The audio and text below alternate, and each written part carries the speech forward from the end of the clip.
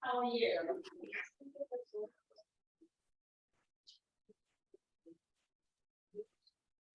Yeah.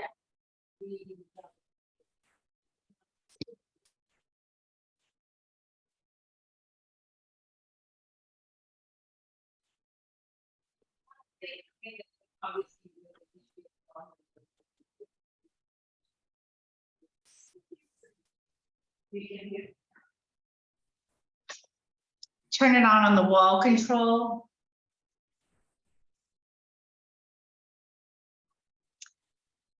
Will, can you hear me?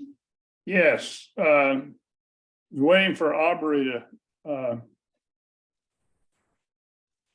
Sure.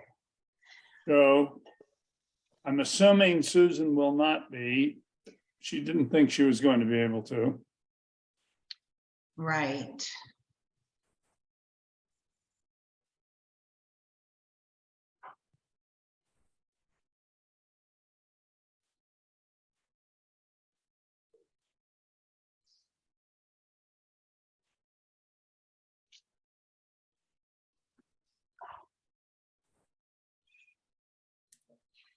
Well, we're past due time, so maybe we can go ahead and start with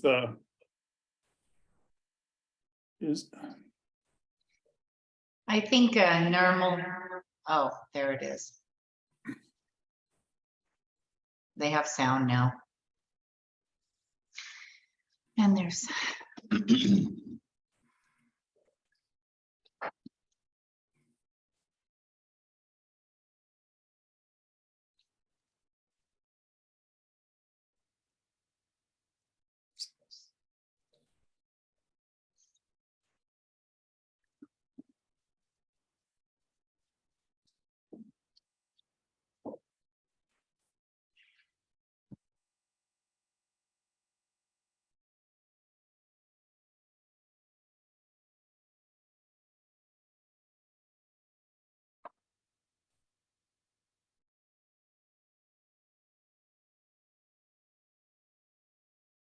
okay, well, we go ahead.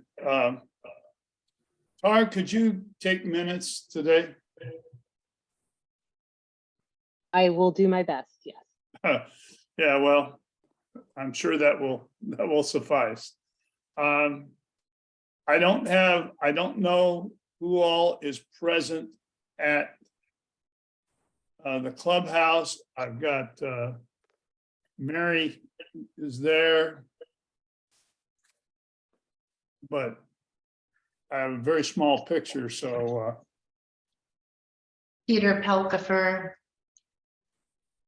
and okay. Ashley Tangeris. Can you get her? Okay.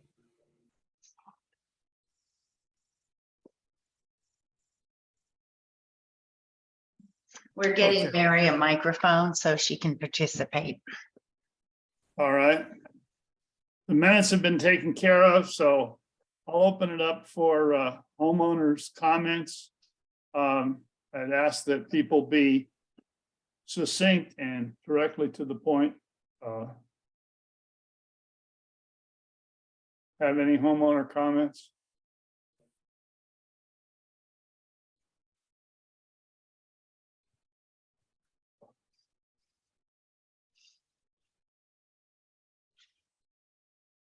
Okay, well, not having any, move on to old business. Follow up on updates on board action. Betsy, do you have? Wait, Will, can you hear me? Yes, now I can. Oh, good. Hey, did we already go by the minutes? Minutes were approved online. Okay, I never got them, as you know. So approving them online, I never had a chance to comment. You have I have a few comments since I got them, and I was unable to be at the meeting. One comment is that there is a number given for landscaping that doesn't include maintenance and doesn't include tree trimming or irrigation. And it's not clear in the minutes that that number is not everything. Can I ask that maybe we don't, maybe Mary, you go ahead and send your comments in for the minutes as an addendum, and then we can go ahead and integrate those in order to ensure that we're working through the agenda here. Would that be acceptable? I didn't hear what you said, Tara. What should I do? I mean, Sorry, shouldn't my can you get- comments, I mean, where are they going to be? Where are my comments going to Your be comments? addressed? You can't hear me. You can't hear I can me. hear you now. Okay, what I'm suggesting is that you go ahead and send back your modifications to the minutes or your feedback. So that way they can be integrated in, and maybe we just, since you did not have a chance to review the minutes, we integrate those comments and then resend them out for circulation and approval. The Rather problem is than- that these already have been put into the board packet. No, they were not put in the board. Oh, yes, Yes, they they were put were. into the current. board Okay, packet. well, in that case, if you want to enter something onto these minutes, commenting on the prior minutes, that would be the only way to do it. So if you have something you want to be an addendum to the minutes, the best thing to do would be put it in writing, send it to the chair as an I know, but attachment. then they'll never be reflected to the board. I mean, it just goes into some large hole. No, it would be attached to these minutes and it'd be submitted to the board on these minutes. Oh, okay. All right. I've Or you recorded your could, address them directly to the board, either way. And I Okay, have I have- captured, Mary, that you haven't had a chance to review them and that you have items that you wanted to indicate on there. So I have captured that in these minutes as well. Thank you, Tara. I just have one other question based on these minutes, that apparently a reserve tracker was shown at the meeting that I didn't attend, and it isn't attached to these minutes and it isn't attached to our agenda. So I'm curious, I have no information on that tracker. Yeah, the tracker is not complete. I can bring it up here on the screen and show it to you.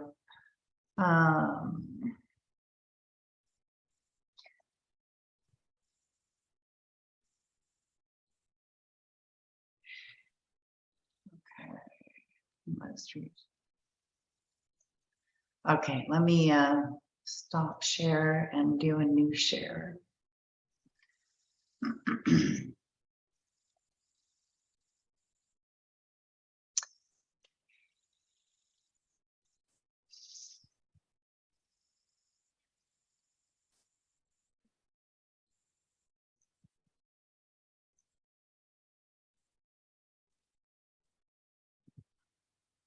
Okay.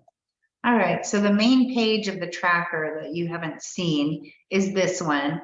And what we've done is removed the accumulated balance line, which shows what's being contributed to the reserves, because what people seem to want to see is what's being spent from reserves. So this tracker is only tracking what has been spent and what has been committed. That's column L here, pending expenses and year-to-date expenses. And these are the allocations themselves, and this is the remaining allocation after subtracting both the pending expense and the actual year-to-date expense. I am still having difficulty with this particular tab. You'll see that if I put a number in it, let's just say $5,000, and let me pick a more obscure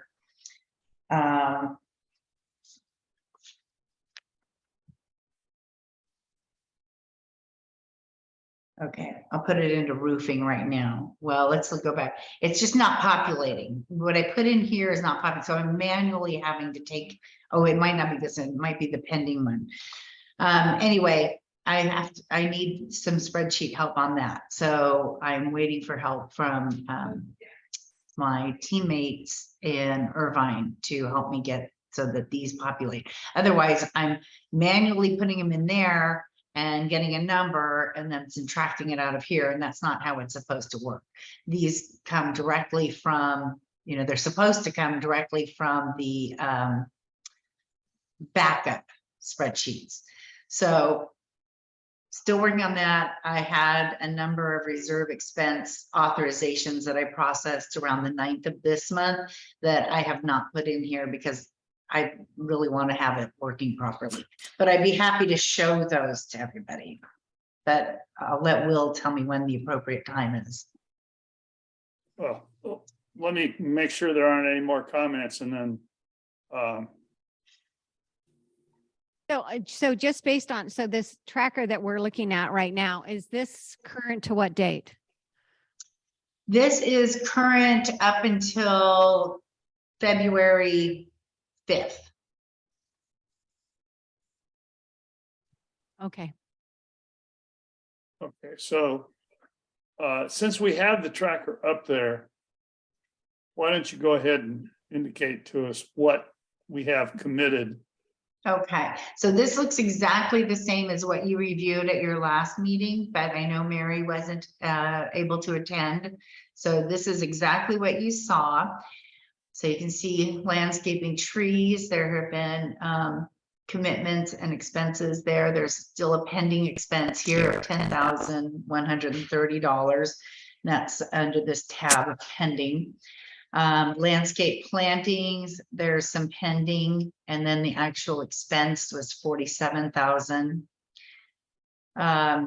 We've had some lighting expenses for pole lights. We've had some bills come in for the phase 1 repairs. So again, that's last month's tracker, the same one you saw last month. And then let me show you what has been expensed since then. All of these items on February 6th are reserve expense authorizations that were processed on the 6th of the month and have been paid. I don't know that you can see that. Let me make sure. No, we can't. Okay, let me bring that one up. And it's really just my file folder, but I think it's good for you to see. Yeah, so you can see that there are a number of invoices here that were processed on the 6th. We have a plumbing invoice, just one, and I think we're going to see a preview, maybe. Yeah. Okay, so we have to go to each invoice to see how much. Yeah, so one plumbing invoice in the amount of $1,200. We have a Grove invoice. We had quite a lot. Okay, so we had a Grove invoice for $10,130 for storm cleanup at 15 separate units. This was getting branches off of roofs. And they've listed the units here.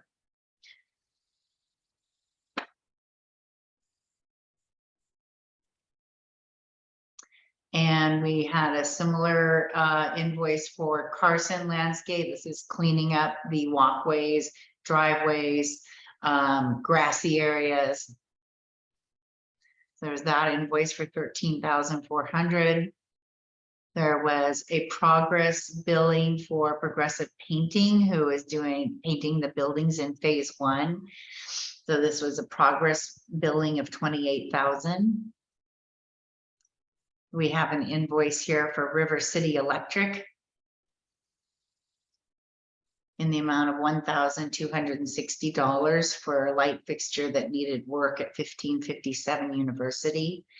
And then we have a whole bunch of roof invoices for minor, roof leaks. And out of an abundance of caution, if somebody calls me and tells me they have a drip coming from their ceiling or their light fixture, I'm going to send Advanced Roof Design out to look and do that initial inspection to make sure it's not a bigger problem. So as you can see, we had quite a few of these, but they're all very small. So on this authorization, there were 5 invoices in the amount of $1,075. And then on the These, second. and these are all inspections, not repairs. They are repairs. If, you know, if there is something there, they will repair it right there on the job. And that's why they're not consistently the same amount. So for example, right now, there's one here for $405 that did need a little more work. Okay, so they're both inspection and minor repair. Yeah, inspection and minor repairs. And the same here for critical path reconstruction. This was storm cleanup that we have been reimbursed for. And they are basically putting tarps on roofs. This was right after the storms and before Dry Creek construction got out here, and just to mitigate damage. And we did get reimbursed for this by farmers. And we've got 2 authorizations like that. And this is the last one. So since the last finance committee meeting, these are all of the invoices out of reserves. And I apologize if they're not in the tracker, but I just, you know, I don't want to duplicate, have to do it again once it's fixed. Sure. Okay, just quick question. Was the turf care, the like $98,000, has that been invoiced? That has been invoiced, but not processed. So that's a pending. That is a pending expense. Okay, and that shows in your tracker? Maybe, let's take a look.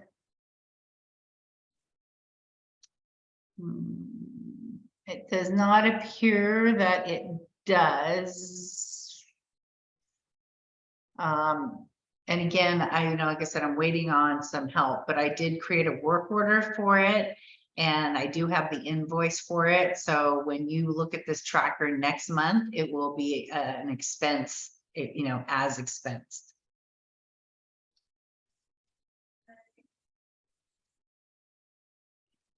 Okay. Any more questions? Any more questions on the tracker? The committee. Just one quick question.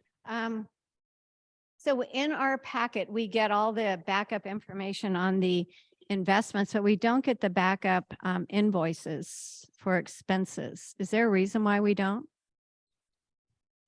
I think that has to do with the finance committee standards and practices. I don't believe that's called out as something that management routinely provides. I'd be happy to bring that document up and we can look at it together. Let me find it. Well, it would just be helpful to know, like when there's a number of an expense, because the expenses are presented in a variety of different ways, and yet there's no documentation to support them. Well, there is documentation to support them. It's In the not packet. necessarily right. That's what I meant to say.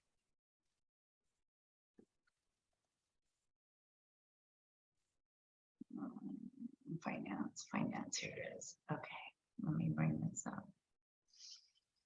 Okay, new share.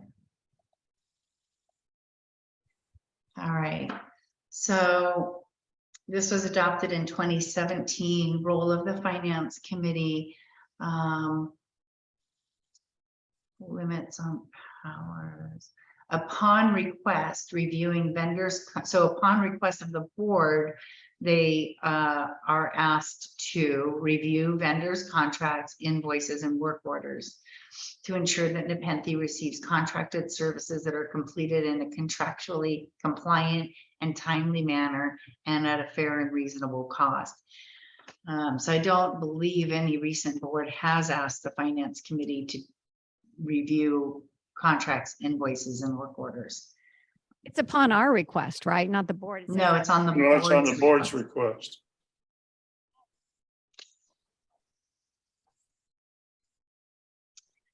So, Okay, well, I'll qualification. bring it up at the board meeting because it only makes sense, and I'll ask if they can request that, because it's hard to know what anything is if you don't have the backup information. It's hard to be helpful. Okay.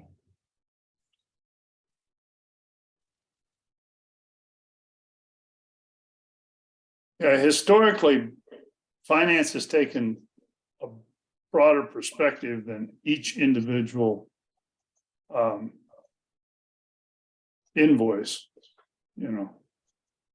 I mean, given the number of invoices we have, and some of which are very, you know, very small, some of which are quite large.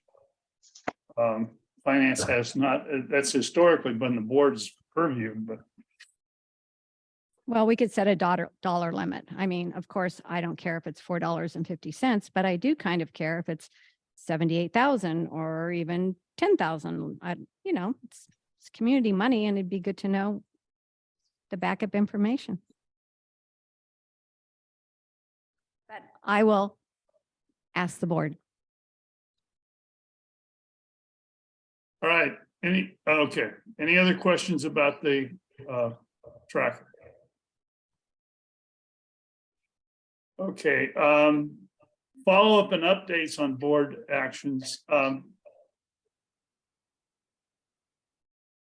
I was asked to get together with Betsy to try and calculate what portion of siding we're replacing with substitute for T111. And then subsequently to that, Marcus stopped me several weeks ago and asked if I would do the Wednesday walks with him along with Marcus and Paul. And I told him I'd be out of town the first week, and then the next week I didn't hear from him. It turned out Marcus was down with COVID apparently. And I did meet with Paul this last week. And as a result of that, looking back at this issue of the replacement of calculating the replacement of sheets and the impact on the long-term reserve study, Paul indicated that if Betsy would send the architectural drawings, he could calculate the total number of sheets, which is our problem. We know how many sheets we've replaced. We don't know what the universe is from which we're replacing them by scanning them. And Betsy had sent those, I understand, right? Yes, Betsy? yes, Have he we- has the digital files and he's working on them. He has not returned the information yet, though. No, not yet. Okay, well, he says he can calculate by the dimensions how many total sheets in each model there are. If that's the case, we'll take the first 10 or 15 units, calculate the total number of sheets. We know how many sheets were replaced, and that should tell us what proportion of sheets we're replacing. And we're going to assume that it's fairly linear for all models, that the failure rate over, you know, if you use enough in the baseline, that the failure rate should stay pretty consistent. Then the next step is we'll have to go to Browning and make sure Browning understands what the implications we're trying to get him to take into account here, which is that the next time we do a project, a siding project, that we're not going to be working on as many sheets. So therefore, his existing calculations for cost, although since we're going over this time, we're having more cost than we projected. So I don't know how those two will balance out against each other, but we need to get a more accurate reading for the subsequent down the line replacement of siding. So if next time we're only working on 90% of the siding, and the time after that we're only working on 80% of the siding, and so on, it'll be the gift that keeps on giving, because it will, each time it will reduce the total amount of potential siding to be replaced. So that's as far as we've gotten with that, carrying out the board's request that be done. Mhm. Well, that's really nice of you to donate your time to do that. I'm curious, have they actually found it to be kind of a consistent amount or percentage on a certain model that they're replacing? Have they found that? From what I can tell, no. It's so dependent on, it's dependent on water exposure, sun, shade. That's why we need to take into account 15 or 20 units, because we should get enough variation among those to get an idea of, based on our 590. But there are so many variables on whether siding goes bad or not. Some places it seems to last 20 years, and other places it seems to last about 5. And of course, we've done a lot to get water off the siding by getting away from spray irrigation. We're hopeful that that's going to reduce the failure rate substantially. But we've tried upgrading the painting and the priming and everything else, and nothing seems to. T111 seems to be determined to fail at a fairly high rate, no matter what. Yeah, especially at those southern elevations. Yeah, it doesn't hold up well to a lot of direct sunlight. It doesn't hold up at all well to moisture. It's impossible to seal those grooves that they put in it to make it look like it's siding. Mhm. Those grooves actually cause a much higher failure rate from what the people who know tell me, because there's no way to seal the paint inside those grooves absolutely. And those microscopic holes that remain there allow moisture to enter. But what we do know, I can tell you from meeting with Paul and looking at what they're doing, is that the number of sheets that we're replacing is considerably higher than what we thought it was going to be. And that it's always higher. When you tear them off, you start finding damage that, that's happened in every cycle I've been through now. Yeah. 3 cycles, I think. And that always happens. But the other thing that happened is that this was a visual inspection. And when they start doing hands-on and punching it, they're now taking a screwdriver and actually, for the future units, if there's any spot they see that looks at all weak, they're actually trying to punch through it. And if they can punch through it, they're assuming that it's not going to survive. But he seems to be doing, I've been through a cycle with Roger doing the inspections. I've been through a cycle with a hired coordinator doing it. This seems to be the best we've had so far to me, but maybe, Yeah. I'm not a contractor and I'm not a builder, so maybe I'm being overly optimistic or hoodwinked or something. I don't make any guarantees. Fair enough. Okay, new business. Is there anything else under the old business, Betsy, that you're aware of? board No, actions. the board authorized the recommendations for the investments last month. I haven't received a confirmation yet, but I assume that those have all been put into play. Right. That's all I have. Yeah, they should be getting somewhere around 4.5% at least. Mm-hmm. It's been bouncing. I haven't looked in the last week or two, but it's been bouncing somewhere, between 4.25% and 5%. So Yeah. that we should see a substantial increase in income. Yeah. that would be Inflation will eat nice. it up, but we should see a substantial increase in income as these CDs mature, Yes, or and as we cancel them. that will help with those siding costs for sure. Yeah. All right. Anything else on Betsy on updates? Nope. Okay. Yeah, I'm sorry I didn't mention that. I knew they'd done that. But I forget what, if somebody wasn't at the board meeting, then they didn't know that. Yeah, yeah. All right. New business, projected reserve expenses. I don't think there's any good news there, but based on, how much we've got for tree stump removal and overruns on the siding, but you can tell me if there's any good news. Well, there's not any good news or bad news. It's, you know, it's been a short month, so there hasn't been a lot of action in any direction. Whoops, I was trying to bring up.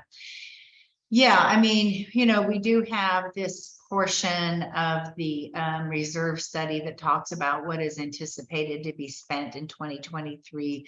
We know these numbers are not accurately reflecting that, the actual that we're seeing. And of course, the storm damage brought its own issues.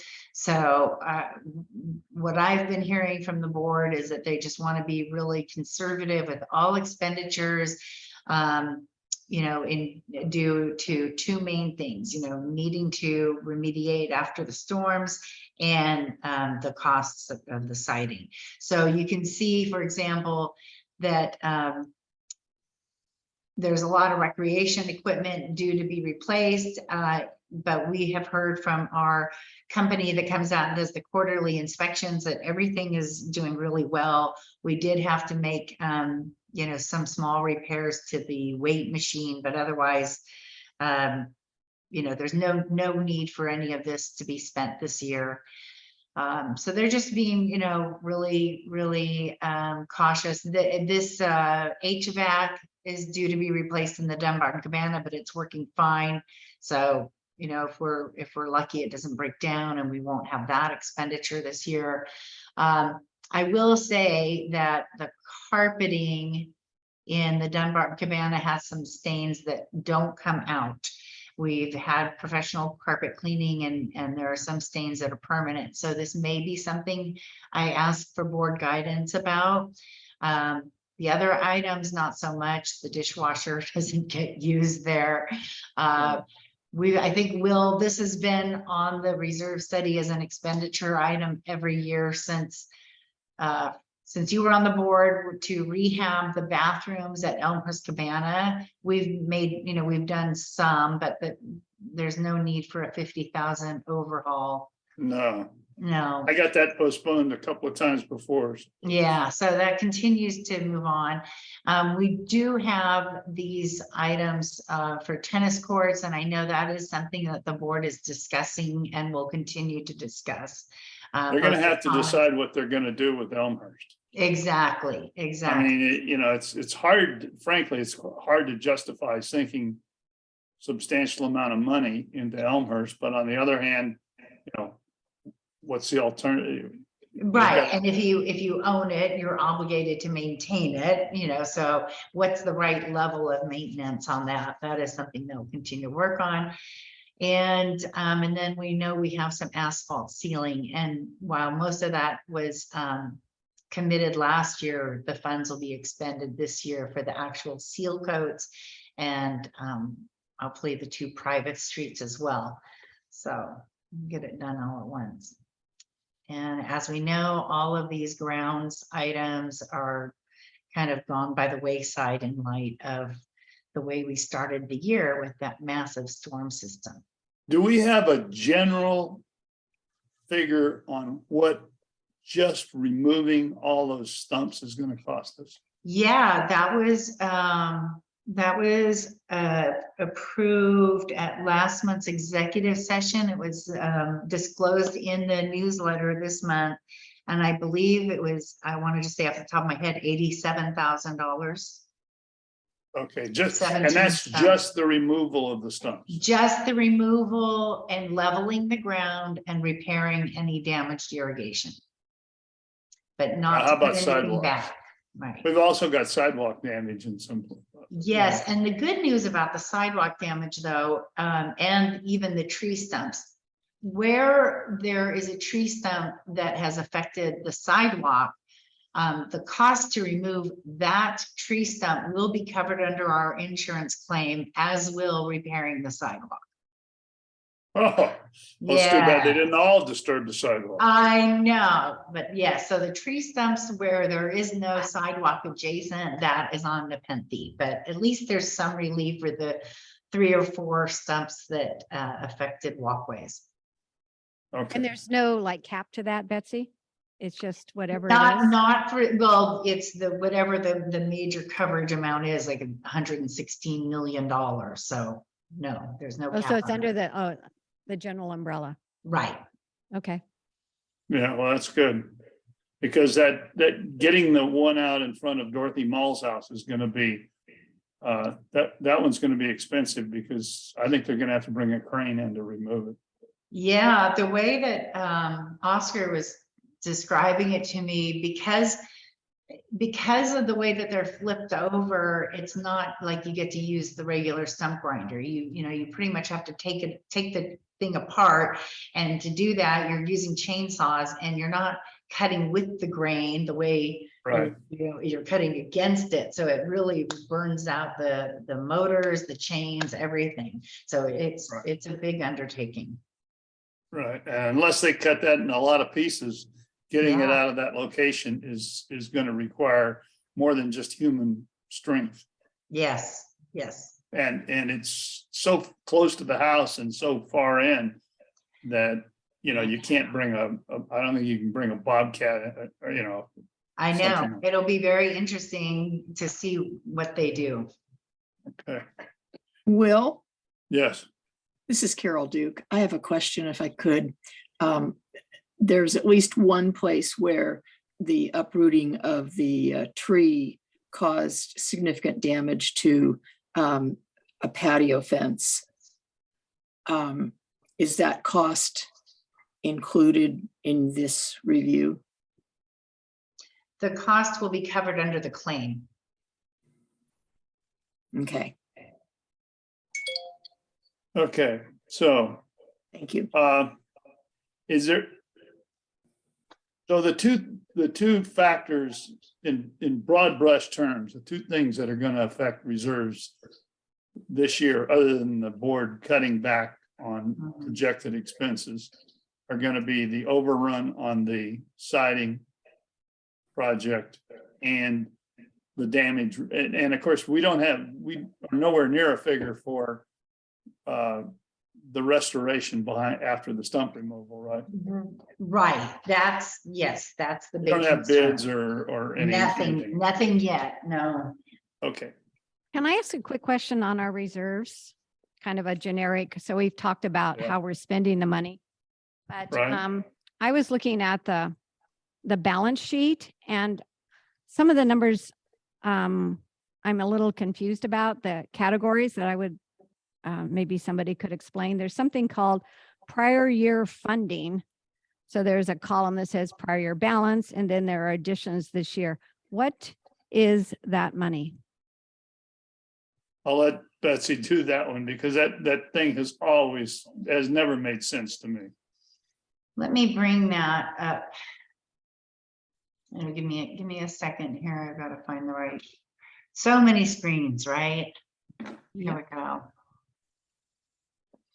I think you're talking about the reserve fund balance support schedule, that Yep. one. Okay. All right. So I'm going to make it a little bigger if I can. Okay. So right here, reserve fund, prior year reserve funding. So what happens sometimes, some years, is the budget to deposit into reserves from your dues each month is $187,000, right? That's the budget. Yeah, $187,621. That is what we told Bob Browning we were going to take from dues every month and put into reserves. That's a projected set aside for that year for that particular line item. Right. So each month, each month members give the association or we budget 337,000 in income, and 187 of it right off the bat goes into the reserve fund. However, in December is generally when we do pay our flood insurance. And what has happened in some recent years is that as we pay that flood insurance bill, which is a really big bill, it's a one-time, once-a-year cost, and I want to say it's $350,000. 377,000 is what's budgeted this year. So that's a big, I mean, as you can see, that number is more than what you take in each month. So that's a once a year bill. And what has happened is they pay that bill and then they find that what's left in the operating account doesn't allow to make the whole contribution into reserves, the whole 187. And so they're paying it the next year. And that's what happened here. So this payment that was made in January was actually for December's payment. Okay, so that makes sense. I see on this other page, page 44, that the reserve contribution is $202,707. And so it must have gone up from 187 to 202,707.63. You see that on what page, Mary? 44. I have a slightly different packet than yours because they cleaned it up and reformatted it because I Okay. had Well, some anyway, issues. yeah, so these numbers weren't matching. So I was just, Okay. and the other quick question I have on that other page that we were looking at, 43, is I see additions added. The only place I'm really seeing additions added are to grounds reserve and tree removal, you know, at 100,000 each. And I was curious why. Yeah, and that was a question I had for them too, and I don't think I got good answers. So let me just show you the differences. I contacted them because I felt like they weren't showing the reserve payment as going to the right places. So they made a note on a change log. Budget on reserve items updated to match the percent per attached item on the next page. Reserve reallocation on beginning balance per attached item. Adjusted reserve contribution accounts for insurance claims. And so, and this is showing what we got from the insurance claims. And so this is what I send to the accountants at Irvine after the reserve study is published. This is a page out of the reserve study. And these are our GL codes as we use them. And you know that landscaping is a one line item here, but we actually have 3 line items that we pay out of. And what this is telling him is how much, so when you add up the line item right here, per each GL code, that it should equal, our, that's not right. Well, we'll leave it as a question that you can answer, but it just didn't make sense to me that there was $200,000. Oh, it's the annual number. I'm so sorry. Yes, so this annual number right here, 2,200,200. What is that number? Yes, it is 2,251,440. That is $187,000 times 12. That's the annual number. So that's where, you know, you see that basically what's happening is the budget that the board adopted, where they said every month we're going to put in this much money into reserves. That's where it's directed from. It's directly from the reserve study. What he says should go into each of those line items. And what I do is provide the GL codes, and that's what should be populating in the income statement here. So yes, it should line up better, Mary. And that is something I've been working on with them. And it looks like the controller that we were working with, not Jim Donovan, but his supervisor, left the company and nobody told me. So I wasn't getting answers to my emails. So I did hear back today. They did provide some information. They did reformat this a little bit, but not fully to my satisfaction. So I still have these questions as well. I know that that's for prior year. I have to get more information about these contributions. This is the payout from farmers, these 2 $100,000 payments. So, well, that's interesting because I wouldn't think they would go in the reserves. I would think they would go into operating costs. Well, the money had already been expended from reserves, from our reserve lines for paying for those. You So know, it's we had- reimbursing, so it's reimbursing the reserve account. Is that what Right, it's we doing? had already spent the money and it reimbursed us. Yeah, okay. All right, that makes sense. Mhm. Thank you. Yeah, of course, thank you. Okay. Any other questions on reserves? Okay, January operating, Okay, let me bring that back. Okay. All right, so operating is here under the income statement. Revenue exceeded the budgeted, so that's nice. I think maybe some delinquent homeowners came current was here. it delinquents or was it prepaying?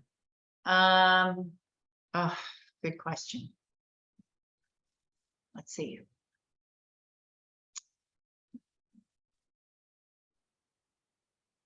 I think it's usually Yeah, here. Oh, prepaid. Yeah, you're right. Beginning of the year, the prepayers prepaid. right. Okay. Yeah, you have a sort of a consistent percentage of people who prepay and who late pay. So, and you know, for first month, I think we're about right.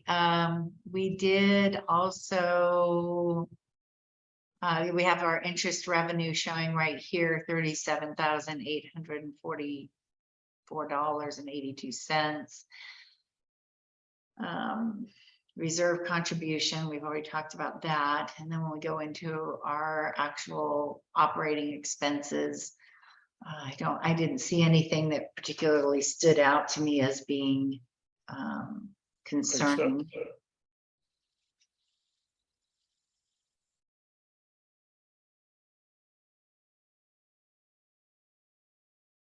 Yeah, I don't see anything there that jumps out at me. I don't know if anybody else has any questions.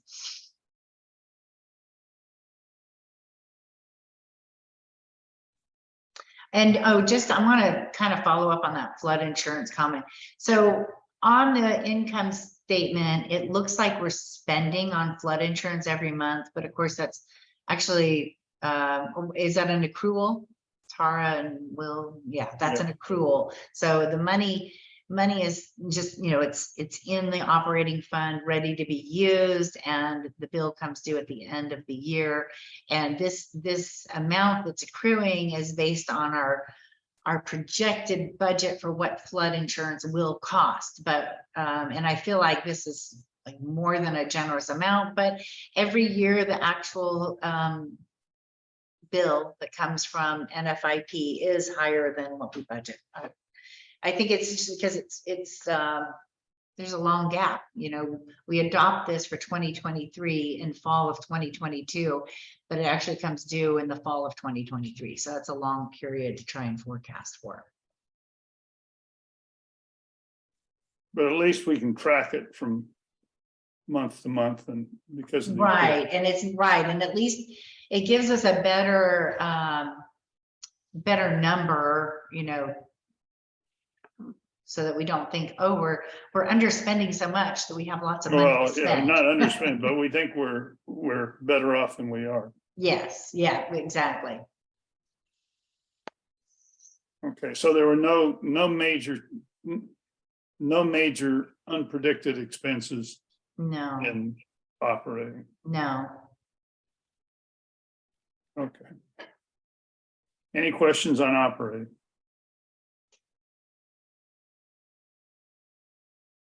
Okay, any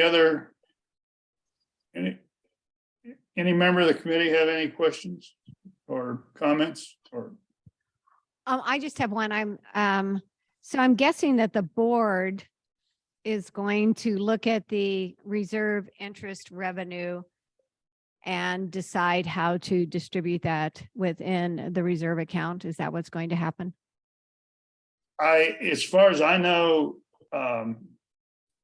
it accumulates during the year, and when you do the next year's budget, I mean, it's an asset but I don't think, yeah, I've never seen them do it month by month.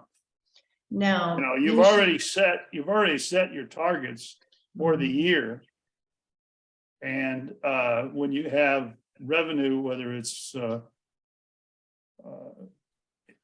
reimbursement's an exception because it's specific to a specific expense. Mm. But whether it's when we were getting Comcast revenue or reserve interest on reserve, it simply accrues over the course of the year, and then the beginning of the following year. Well, we're anticipating, right, that we're going to have a big negative with the siding. That's what my question Right. was based on. So based on the fact that we're anticipating this huge negative, are we just going to keep that interest building, or is there going to be some discussion about that will be used for the siding? Or I'm just curious. Well, the reason, because it isn't the reserve fund is a different kind of fund in the sense that it's not, that's the reason you have a reserve fund, it's got a Right. substantial reserve. So it's likely to underrun or overrun on any given year, which means at the beginning of the next cycle, you have to account for that. Yeah, and so So- what'll happen is it just keeps going back into the reserve fund and the money, it's in there. And if you're exceeding your allocation on one line item, of course, that's helping to, pay for what you need. Yeah, so at the end of the year, you're going to show essentially what you're doing with the reserve fund is you're estimating a cost. At the end of the year, you either were right or you were wrong. You're either overspent or underspent, which means in the following year, you have to make adjustments. But that's the reason it's a reserve fund and not it's not a cash in, cash out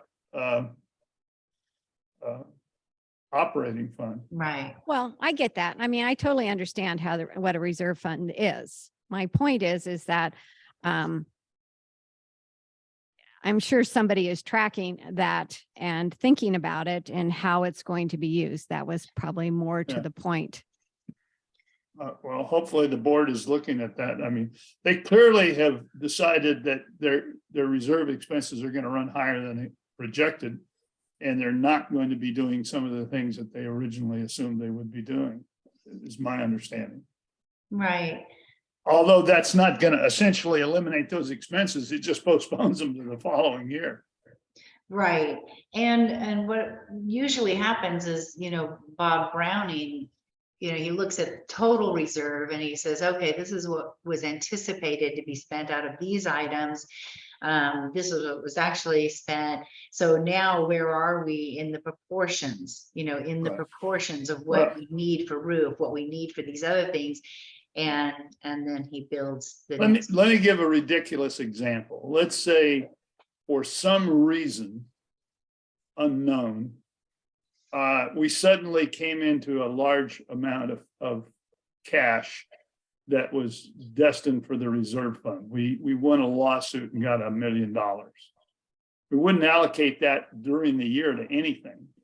But what would happen the following year is Browning would look at the reserves, which suddenly had, or we sold a piece of property, let's say. Mhm. Browning would look at the reserves and say, well, everything was projected upon you having this much in the reserves at the end of the year. But now you've got another $1 million. And Mhm. instead of contributing whatever, $250 to reserves, you're only going to have to contribute $230 to reserves, which would then affect the entire assessment. Yeah. Well, that's a very positive outlook. I'm more Yeah. concerned as we are Well- currently looking at Well, it can have deficits. the opposite. Let me finish. We're currently looking at deficits. And so I just think, we're saying we're not looking month to month, but I think it's actually something. I look at all my investments and accounts every month. And so I think given that we're kind of off track on the siding, it would behoove us as an association to keep a month to month track on it and to let the board know, okay, we're now getting this much in interest. We're over this much in siding, so that they are kept abreast of our financial condition in reserves. I think it's just good accounting to the board. Yeah, and that's of course why they do get this report and they get the minutes from your committee. Yeah. That And does tell us. until we get our arms around all this storm damage cost and the siding overrun. And the siding overrun is going to project a siding overrun for the next 2 cycles. So that's going to affect us. That's also going to affect us at the end of the year when we. The other reason I keep asking the question is that we don't want the overruns to result in the need for an assessment.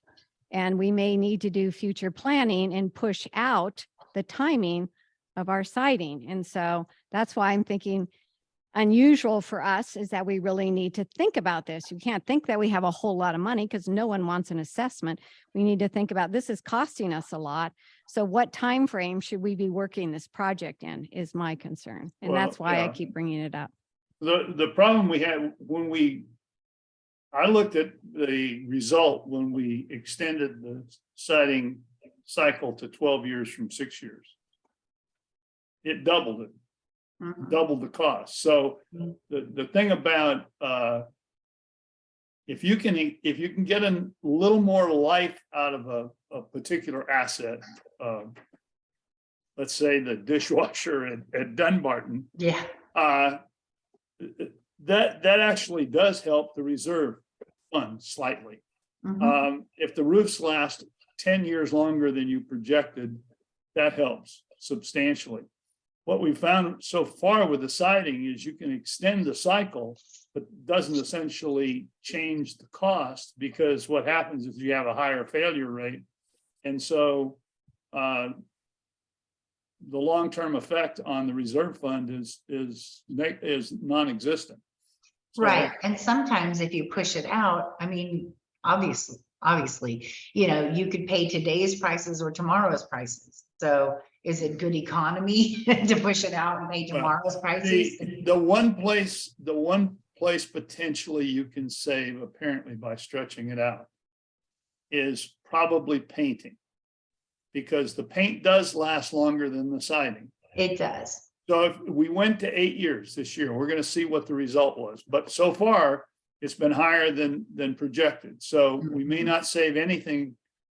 It may not help at all on siding, but it may reduce the long-term cost of painting by 1/3 because we're painting every 8 years instead of every 6. So that would be the one place we would realize savings. If the siding didn't fail on us in sort of a linear fashion, then of course extending it out would be tremendous. But Well, hopefully the study you're doing will help us because I don't think anybody wants an assessment. And we're looking at a really high cost for the siding replacement. So Yeah, I'm well- very interested to see what you find.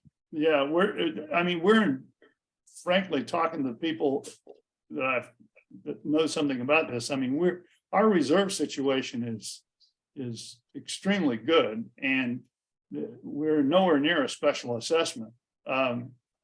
But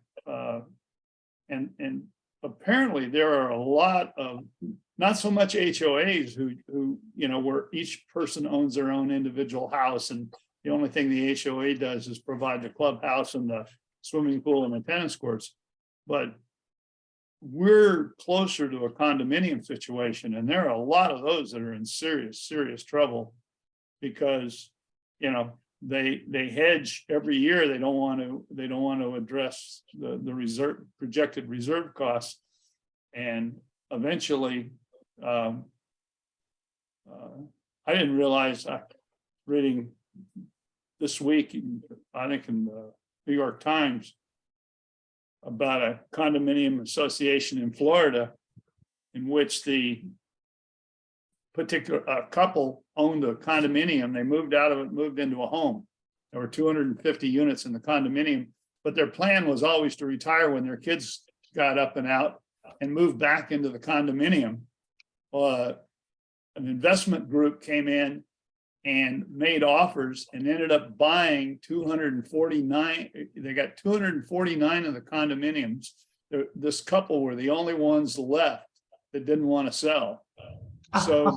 So the investment group now owns, they needed to, under Florida law, 100% agreement to convert from condominium back into rentals.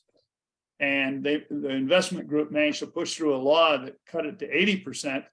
And then they dominated the board. They had, most of the votes. They controlled the board, changed the rules, and basically told the people, tough.